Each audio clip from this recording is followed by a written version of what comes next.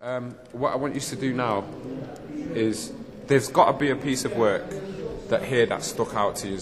That's jumped out at you. Yeah. If two of you have jumped out at the same piece, I want you to do the same as we did in Contact. Do you remember that exercise we did at Contact? Look at the picture. I want you to go and look at the picture and just pick one piece that you can just go and look at the minute details of that piece. They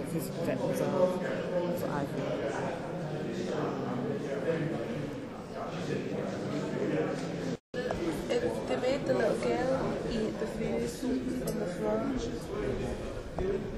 Well, it's a contrast because that family is like poor and unwealthy, and this one's living up, but they're not even caring about that family. For you to draw out what do you think that symbol within that picture represents with this man, with his cigar and this woman serving him.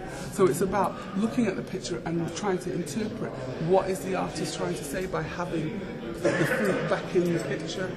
And read a little bit about what's going on in each one of them. Why it's been added on. Well, some of them are some of the pictures in here are old pictures that other artists have put their interpretation on.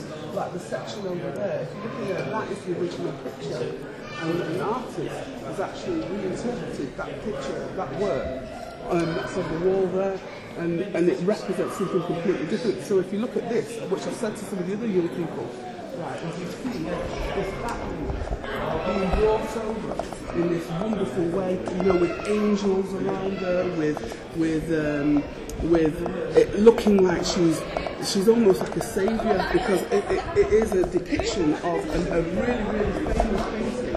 I mean, I think it's called, I believe it's called the Venus de Milo. I'm not 100% certain on the name of the picture. It's about how out of this wonderful shell, this wonderful goddess arises, but she's the archetypal blonde woman. This picture is showing something completely different, but it's also showing her as a representation of wealth in many ways. But when you look at these pictures over here, the way that the artist has interpreted those is if you look closely at the pictures, you see you need to get closer to look at them, you will see there's all kinds of sexual images around these pictures, telling a completely different story. In this one, they've actually got the Financial Times. So in this one, it's saying how wonderful everything is for the black woman. Out here, it's showing that she's a commodity. She was for sale. She's somebody who, in many ways, is a part of the sex industry, the sexual slavery that happens today, because her body was used to produce children that would then later on feed the plantation its workforce. And so this is a different interpretation of that kind of wonderful looking piece of artwork, or I forget what they're called.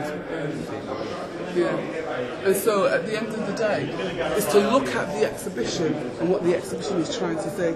I know some of you have been to the Maritime and don't feel that it's saying very much, but if you look closely, there are historical links and stuff like that. And I don't know if anybody's been into the little unit in there.